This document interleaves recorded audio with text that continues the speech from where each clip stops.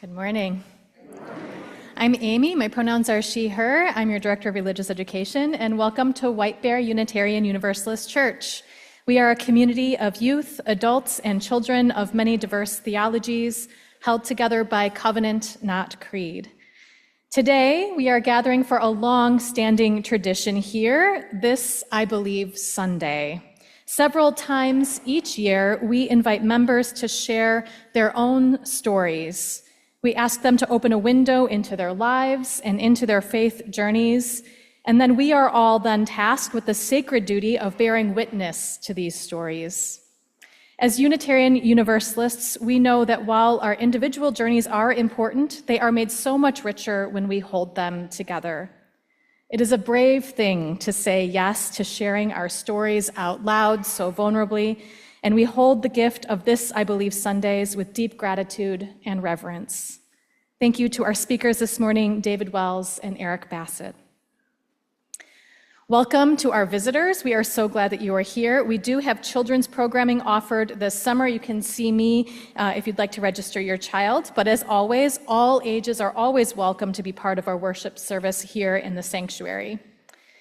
If you would like to have a joy or a sorrow named in the prayer today, please write it on a slip of paper and place it in the bowl in the Soulwork Center over there. If you place it there before the opening hymn, we can include it in the prayer. And if you are watching online, you can add those into the chat box. Let's take a moment to wave to those who are joining us online as well. Welcome to those on Zoom.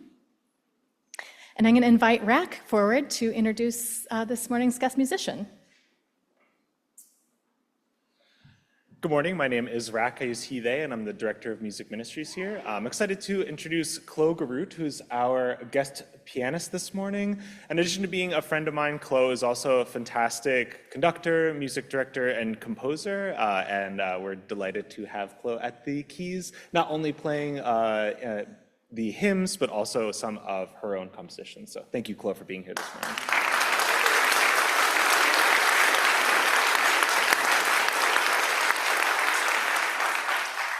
Welcome to our church. Together we grow our souls and serve the world in love.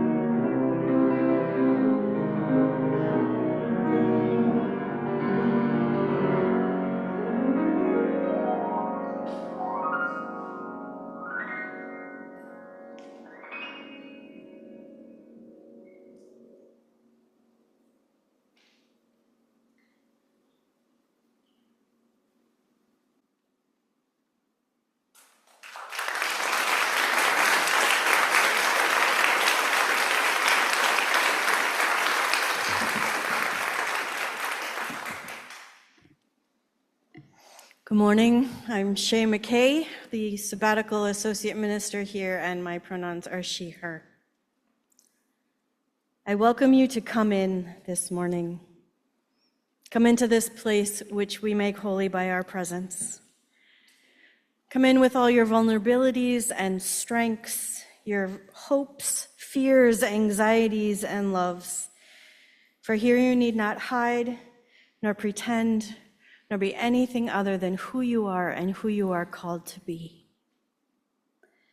My friends, come into this place where we can touch and be touched, heal and be healed, forgive and be forgiven.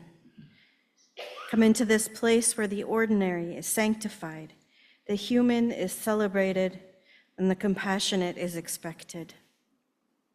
Come in to this place together we make it a holy place.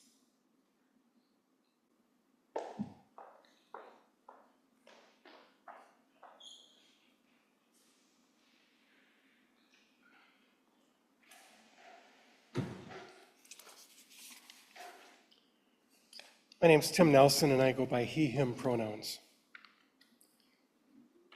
The theme for our gathering this month is a practice of freedom. Recently, Margot and I attended the high school graduation open house for this someone who we have known all of his life. It was fun to watch this new grad work the crowd as he spent time with his friends who would gather, but then also spent ample time with us older folks who were there with his parents. He's really excited about what lies ahead as he enters college, and it made me reminisce a bit on what it was like for me at his age, kind of going down memory lane a little bit. I remember being excited as I loaded my 1970 Chevy Impala with everything I owned and drove away from the home where I would never again return to live. I felt a sudden sense of freedom, I remember. I was on my own, and no one would be checking to see what time I came in at night. No one would be making sure that I did my laundry. No one would be making sure that I even attended class. And so with that freedom, there was also responsibility, I soon learned, because no one would be checking to see what time I came in at night. No one would be making sure I washed my clothes, and no one would be making sure that I attended my classes. By the way, 2 of those things worked out better than 1, but that'll be for another time.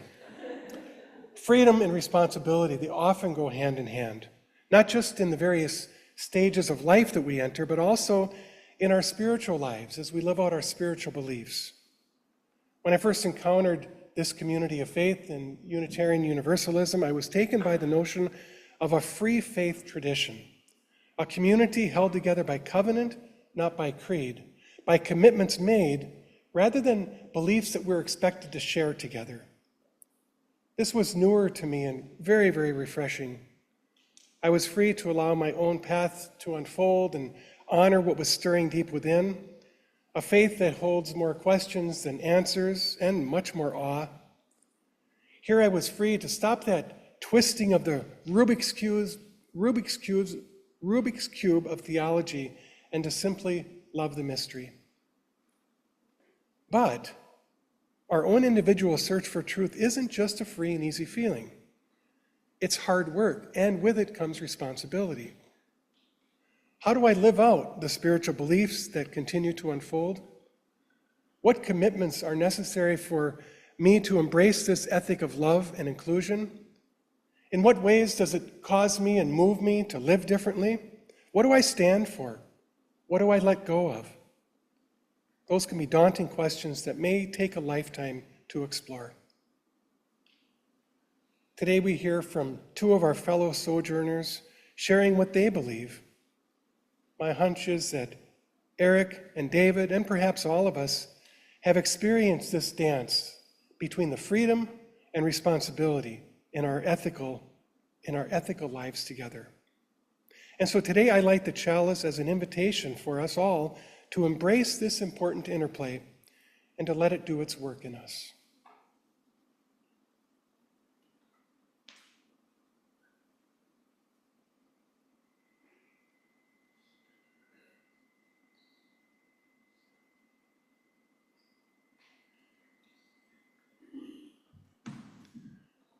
Please join me in the opening words. Love is the spirit of this church, and service is its law. This is our great covenant, to dwell together in peace, to seek the truth in love, and to help one another.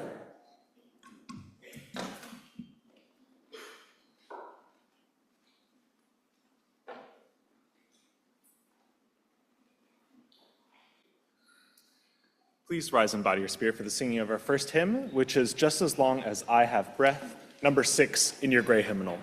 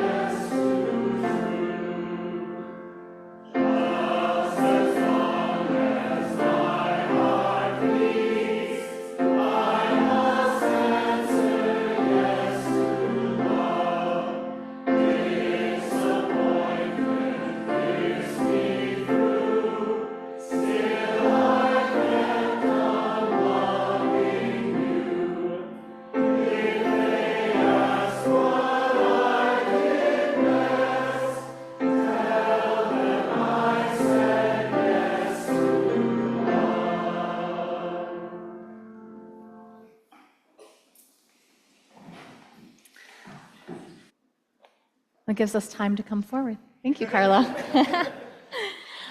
All right. So as has become our tradition on this, I believe, Sundays, I have brought with me my special box.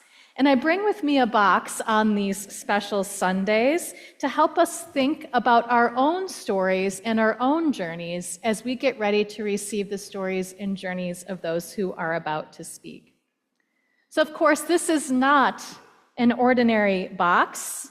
I keep lots of special things in here. It carries all the things that I believe, right? Can you believe that? Do you think I could really fit everything I believe into one box? Maybe.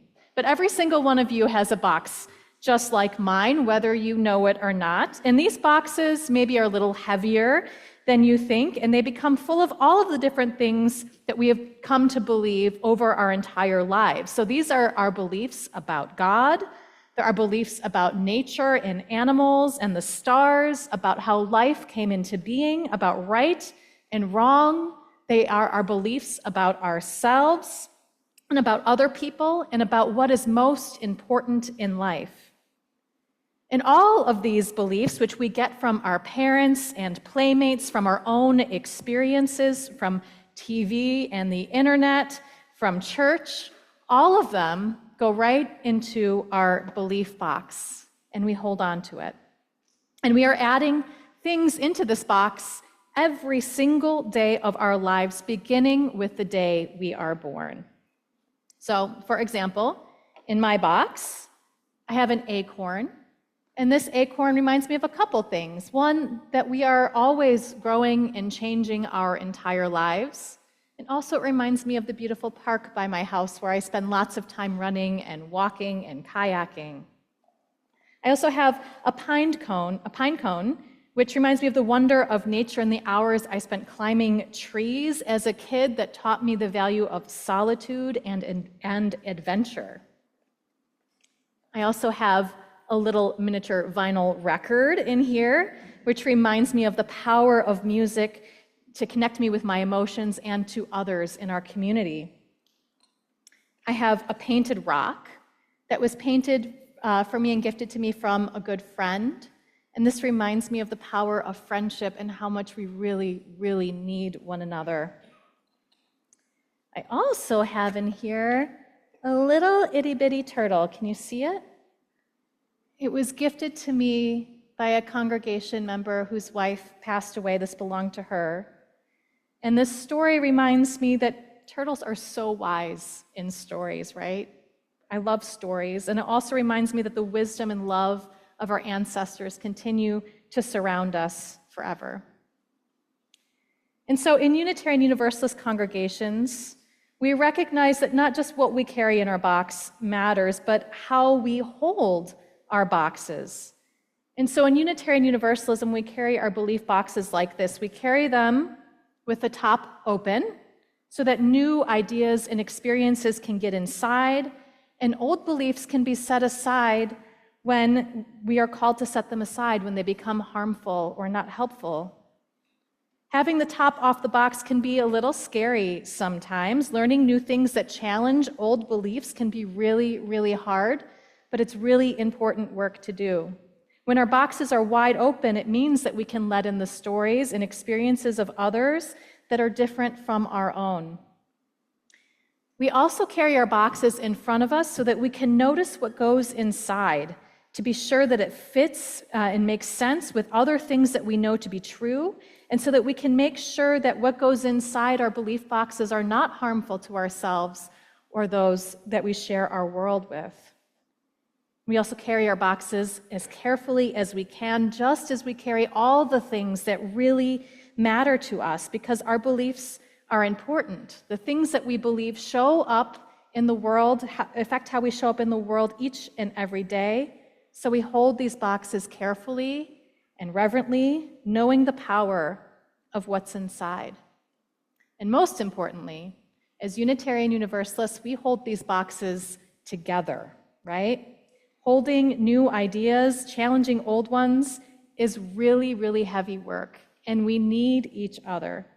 And this is what it means to be a Unitarian Universalist. Our beliefs matter, but so does how we hold them. And so we get to hold them together carefully. Is that work we think we can do? Yeah? Is that work we think we can do? Yeah. All right. We're going to sing Our Kids on Their Way. The hymn is Go Lift It Up. Please rise in body or spirit? Question mark?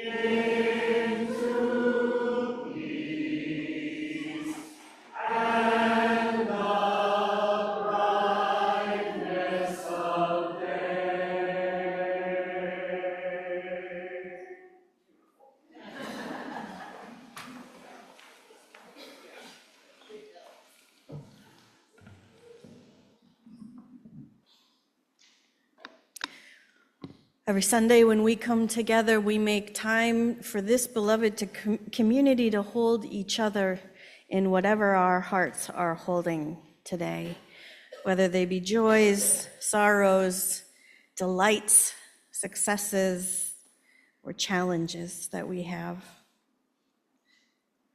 I have several to share of our community today. Jane Bacon is happy to share the news that the melanoma found on her leg has not spread, so the danger has passed.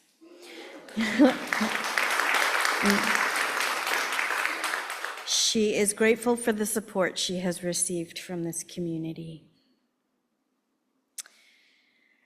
Diane Markle would like to share her joy with this beloved community. She's grateful to the staff here at WBUUC for letting her set up her healing energy practice and renting the John Dietrich room.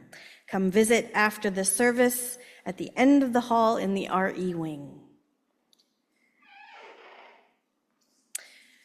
Tim Perfect is joyfully anticipating that in 82 days, he will be marrying the love of his life, Ashley Corbin. Congratulations. You'll have to remind us in 75 days and then in 68 days. A heartfelt shout out to the members of the card ministry. Go card ministry. Finding your cards in the mailbox is like finding a treasure chest filled with empathy and healing balms for the soul. Thank you for the lift. And now we have some sorrows to hold.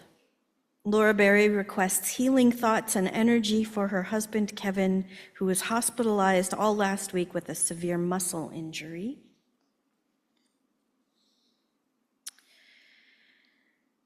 Liam Barrett Wick requests thoughts of love and comfort because he is grieving the loss of a beloved fur baby.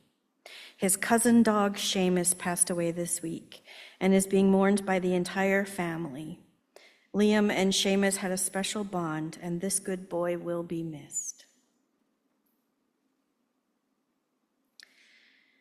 And my dearest friend Grace was diagnosed with colon cancer this week after months of pain and worry. She has always been there for me. She will have surgical and oncology consults this week. Let's hold her in our love and prayers. And finally, I hold Reverend Jessica Clay and her family in our thoughts and prayers. She lost her grandmother, Charlie, a couple weeks ago. And was not able to be there with her. So we send comforting thoughts and love to her and her family in this time.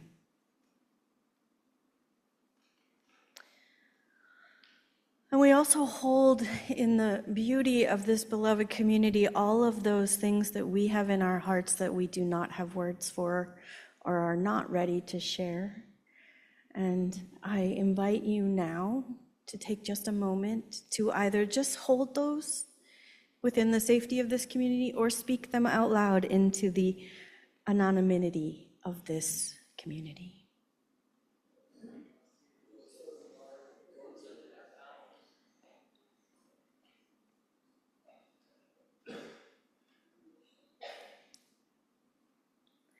I also want to acknowledge that it is Pride weekend here in the metro area. And there's a lot that comes with Pride weekend, especially for those of us within the queer community. And so we hold both the joy, the beauty, the solidarity of this time, and also the history of struggle and the current struggles, pain, and suffering of those within the queer community. I want to read for our prayer today a poem by Reverend Sharon Wiley, and then we'll take just a moment of silence before we sing together, Comfort Me. We speak so often of brokenness in religious life, so let us speak today of wholeness. You are welcome here, all of you, every part of you. Every part of you is beautiful just the way you are. Here you do not need to be something more or something less, no holding back, no hiding, no exerting yourself, no trying to do more or be more. You are here and you have inherent worth and dignity. There's nothing to prove here. Nothing to prove to me or the person sitting next to you or the children or anyone. You don't have to try to be witty or more quiet or more outgoing. You are beautiful. Every part of you, beautiful just the way you are. You do not need to change. You do not need to change anything about yourself to be welcome here. your skin, your hair, your belly, your limbs, your face, your name, your pronouns, all beautiful just the way they are. In fact, you are extraordinary. Each and every one of you different from each and beautiful in your own beautiful way. You are breathtaking. Amen.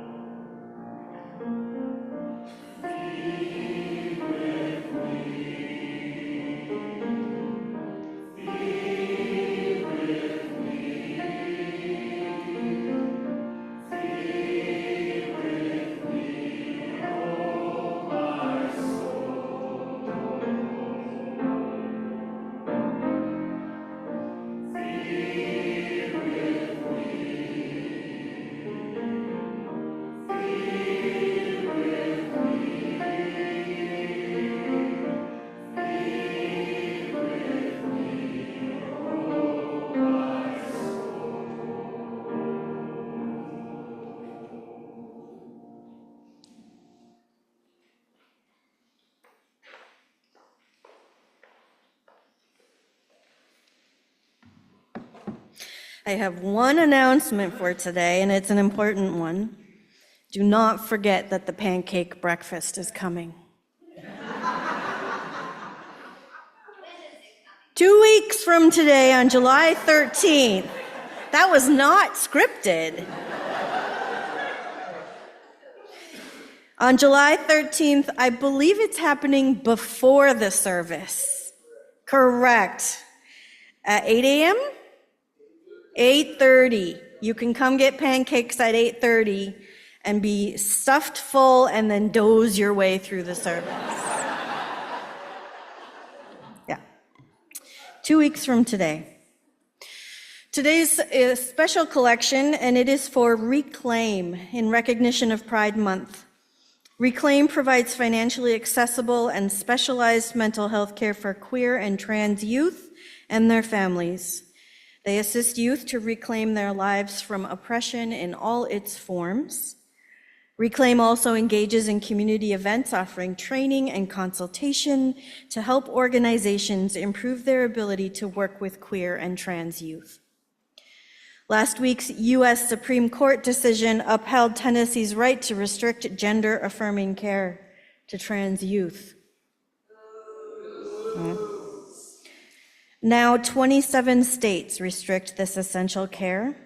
Minnesota remains able to assist youth seeking medical and mental health care, and our help in supporting this is needed now more than ever. As always, you can donate in one of 4 ways. You can contribute into the baskets being passed around, on the WBUUC website, send a check or leave a check in the office drop box, or text to give using directions that will be on the screens momentarily. However you choose to give, make sure to write "reclaim" in the note. Thank you for your generosity and your faith in this life we live together. We will pass the baskets now.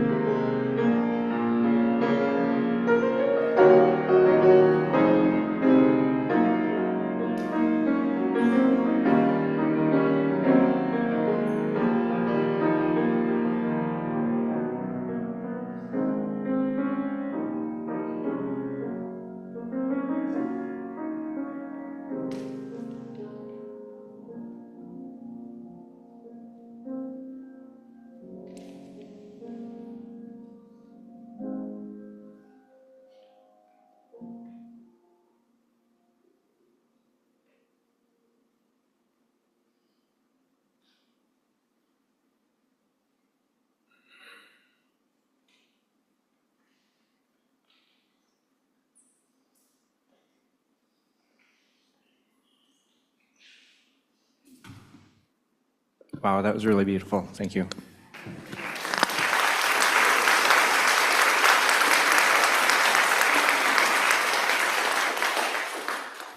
Good morning. My name is David, and I use he, him pronouns. My wife and I and 2 children have been coming to WBUUC for just over 1 year now. And I would like to say before anything else that coming to this place, even if just for 1 hour most weeks, has done more for me in my spiritual journey than any of my first 20 years growing up in the Catholic Church, as well as any of my next 20 years intentionally stepping away from organized religion. This year has felt like both a return to something familiar, but also the birth of something brand new.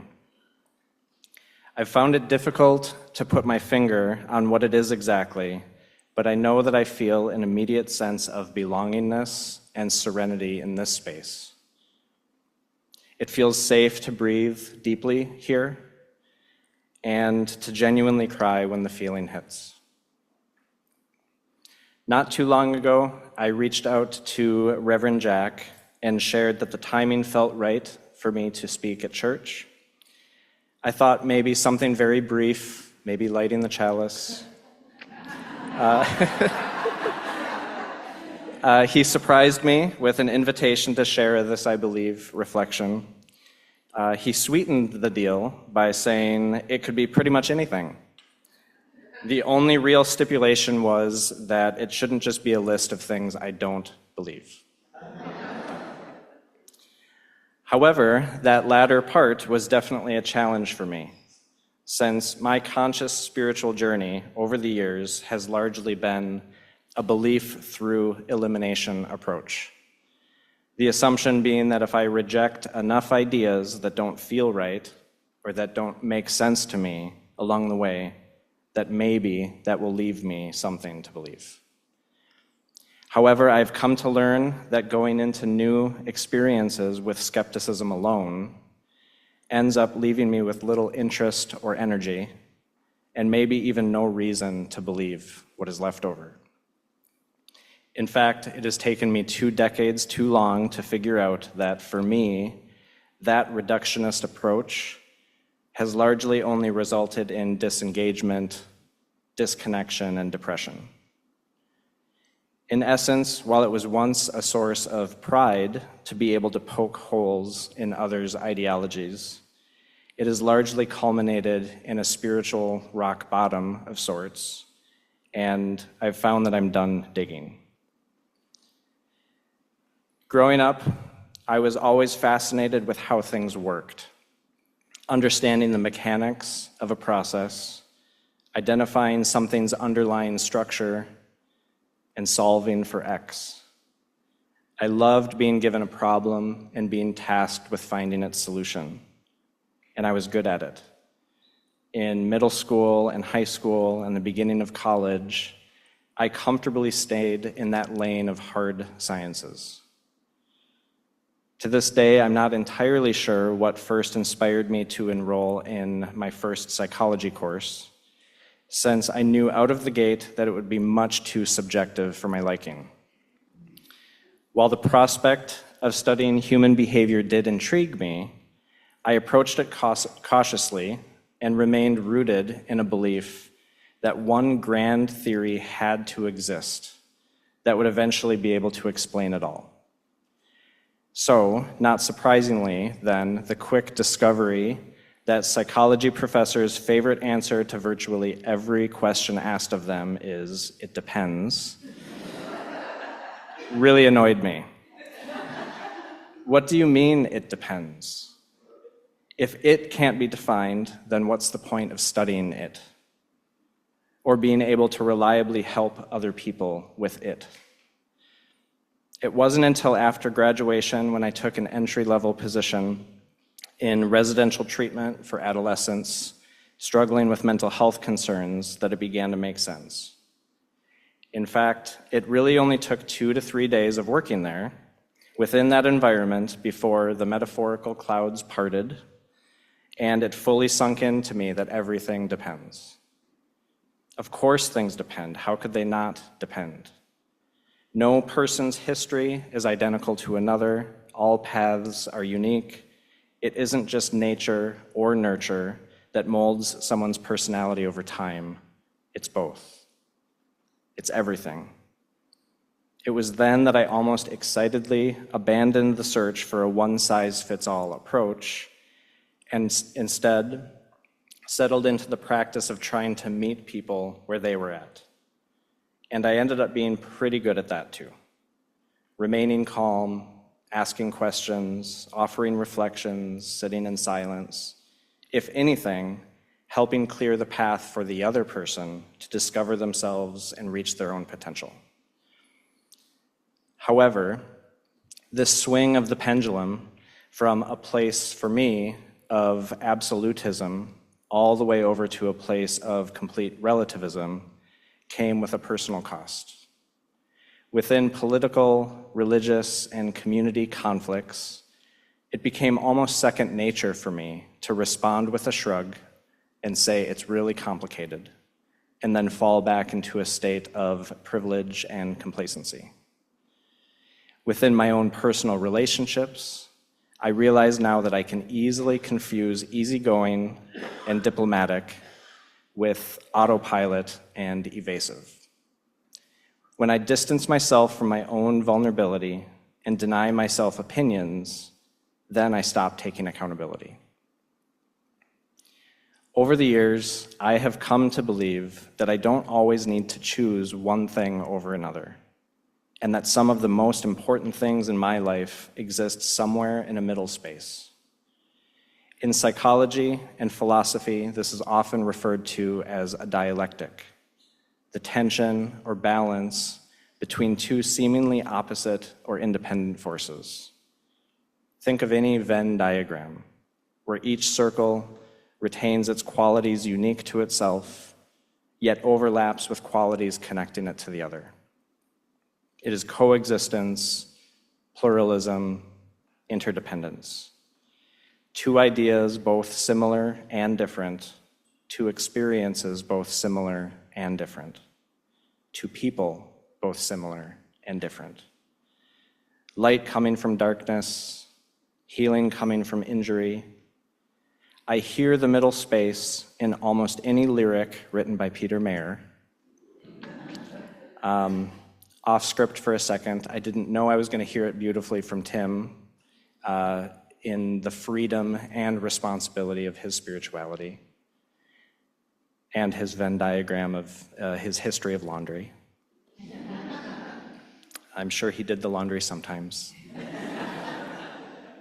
I feel that dialectic every time I walk into the sanctuary when people share their stories of loss and connection.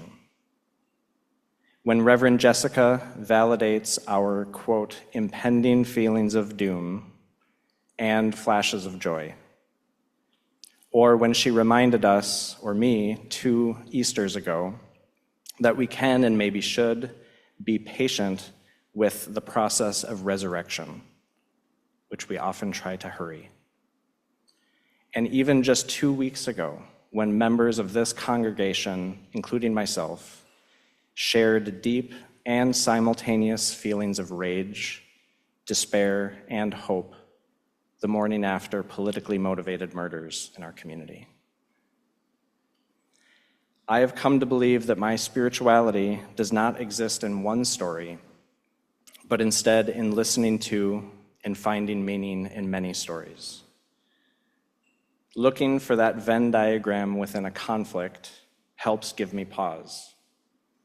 Listening for and hearing the Venn diagram in someone else's redemption story increasingly brings me to tears. I have come to realize that the more I try to convince myself that I am not alone, the more I feel it. And the more I try to convince myself that I am alone, someone surprises me with connection or support. This duality of simultaneously being alone and not being alone no longer upsets me. It in fact calms me.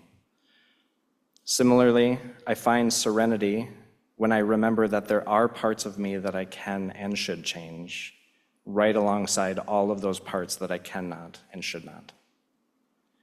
And staying attuned to many feelings, all of my feelings at once, doesn't make me a mess, it makes me authentic.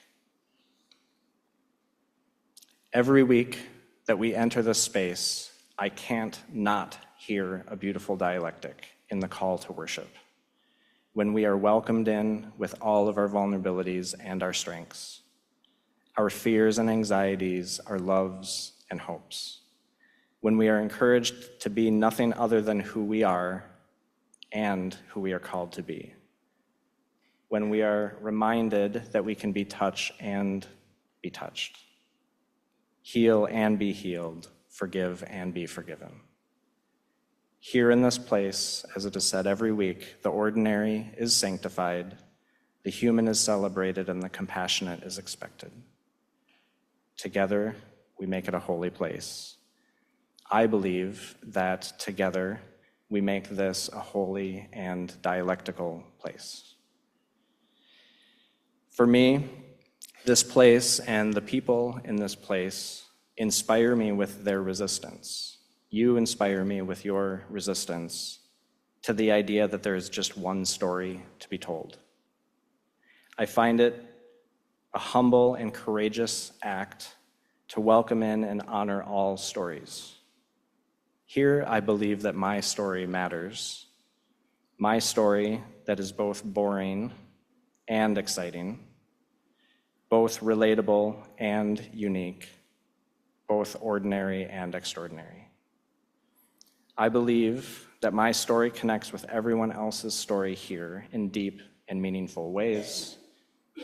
And I believe that the story that we tell together can be a good one worth telling to our children when they go to sleep, and again when they wake. Thank you.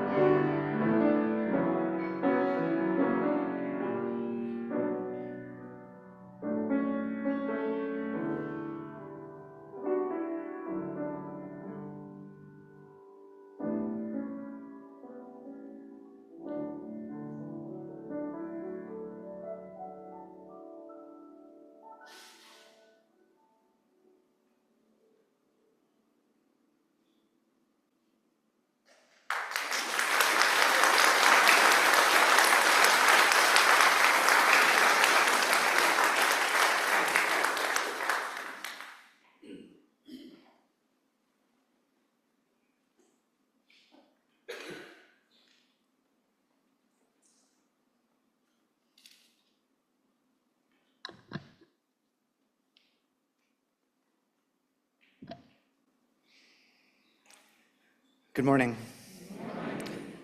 My name is Eric Bassett. I use he, him pronouns, and I've been a member of the WBUUC since 2016. Thank you for allowing me to share some of what I believe with this congregation. When I joined a gay men's rugby club, I was in a dark place mentally. I had just graduated from college and taken a position near Chicago, away from my friends in Michigan, where I had lived for a decade. This new job kept me working 60 to 70 hours a week in a challenging setting. It had taken me 2 college degrees to land in the right career, so why was I so unhappy? On an October day in 2005, my stepbrother invited me to watch him play rugby in Chicago. His team was short one player, and they asked me to play. After a brief tutorial, the match started. There was a party after, and I was hooked. I did say it was a gay men's rugby club, and I know it's Pride Month, but I am not coming out. Gay rugby clubs were started to eliminate discrimination by making rugby a space where everyone is welcome, valued, and empowered. Gay culture was centered instead of sidelined. Our after parties were at gay bars. We had drag show fundraisers, and I marched in the Pride Parade. I felt immediately embraced by my teammates, included and celebrated, even though I was straight. At my job, I worked with about 50 construction equipment operators and laborers. I was proud to say I played rugby when I showed up with injuries, but I didn't feel comfortable saying it was a gay club. I didn't have the courage to live my truth and risk ridicule at my job. On Father's Day, Reverend Jessica made space for those with complicated relationships with their fathers. I am one of those people. I was 4 when my parents separated and later divorced. My relationship with my father has gone through fits and starts, mostly centered on sports. I know he loves and celebrates me, but I never felt emotionally close to him. My mother did remarry when I was 8, but my stepfather and I did not share much of an emotional connection either. The men who raised me modeled an acceptable range of emotions, generally from anger to disapproval. My mother was my role model. She spent her career as a social worker helping people. She loved animals. She fought to protect the environment, and she was cherished by friends throughout her life. I believe my upbringing left me predisposed to thoughtfulness, respect, wariness, and a desire to belong. These are qualities that have served me well in many instances. However, when they clash with our culture's masculine ideals of strength, success, and assertiveness, I've often found myself weighed down by feelings of estrangement and failure. I don't know if this is common or not, and I don't know how I would know. I have never talked about this with another man. When I first started coming to this church in 2015, I found myself again battling self-doubt, feelings of failure, and isolation. In September 2013, my mom was diagnosed with pancreatic cancer. In 2014, my wife Teal and I were blessed with our second daughter, Elsa, on a cold January day. Linnea turned 2 that April, and we were fully in the challenges of parenting a newborn and a toddler. On top of that, I was managing a complex environmental cleanup project in Central Washington, which sometimes gave me opportunities to visit my mom, who was living north of Seattle, but also meant time away from my family and long, stressful days when I was home. My mom died on Halloween, a few days before I had planned to be there with her. In addition, one of my best friends died of cancer just 6 weeks later. I had taken my family to visit him in Michigan just weeks before his death. As much as I wanted to be with friends at his funeral, I decided to stay with my family. This has been one of the biggest heartbreaks of my life.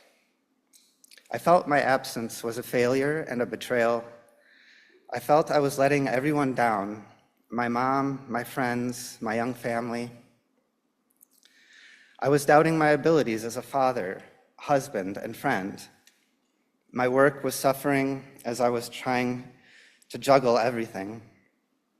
The coping mechanism I fell back on was to bury my emotions and hide my perceived failures the best I could. I was feeling so dejected that when I first started coming to this church, it did not feel like a place where I could belong. So what changed? After my family and I became members of this church in 2016, I was invited and empowered to take part in what makes this a special place for so many. It started with being a greeter. There was a year as a religious educator, 2 years as a theme circle facilitator. An invitation to the Nominations and Leadership Development Committee was a surprise, but I said yes. I've said yes to classes, committees, workshops, not all of them, but a lot. And most recently, I've said yes to being on the board of directors. I feel so blessed to have become a part of this community. This is a place that has invited me to find, live, and share my truth. This is a space that explores the complexity of humanity, acknowledges that our identities exist across spectrum, and celebrates everyone's place in this world.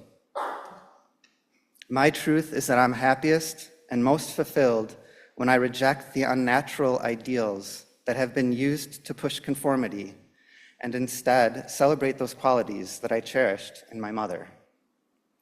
I've realized now at 48 that those moments have come for me when I open myself up and seek connections with others. I wanted to practice vulnerability with you today because I want to continue that practice. And I want this community to hold me accountable. If there are others that are on that exploration themselves, I want them to know that I will try to help them. If we all work to find our truth in love and practice being spiritually and emotionally vulnerable and say yes when we can, I believe we can become an even stronger community. In rugby, when you're tackled, you have to let go of the ball, and anyone on their feet on either team can get it. Unlike football, you aren't trying to gain as much ground as you can individually. You're trying to maintain control of the ball and set up your team to score. With 15 players on each team, and the ability for any player to pass or kick the ball at any time, having the ball can be a bit overwhelming. And chances are you aren't going to reach the goal all on your own. So our team would yell out with you if we were in position behind the ball carrier to accept a pass or to pick up the ball if they were tackled. It also became a motto of support amongst team members as we navigated life away from rugby. This church is a place where I've become more comfortable living my truth and sharing my vulnerability, and I am with you. Thank you.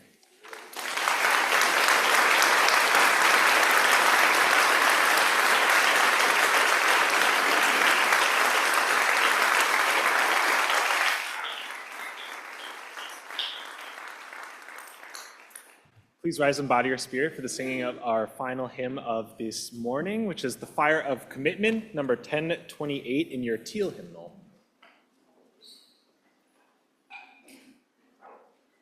Fire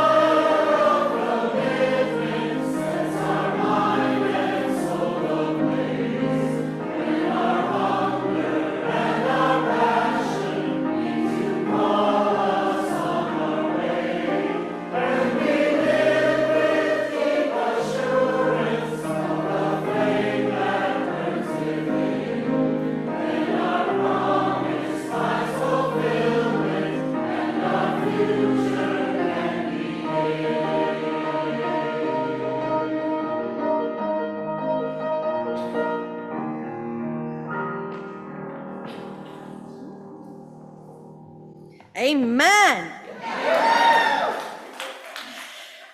My friends, let us go out into this beautiful, sunny, humid, hot day, remembering the dialectic, the paradox, the beautiful diversity and unity of who we are and who we are called to be, the freedom and responsibility of our continued search for truth individually and together. And please, will you join me in our closing words as we head out today? May peace dwell within our hearts and understanding in our minds. May courage steel our will and love of truth forever guide us. Go in peace.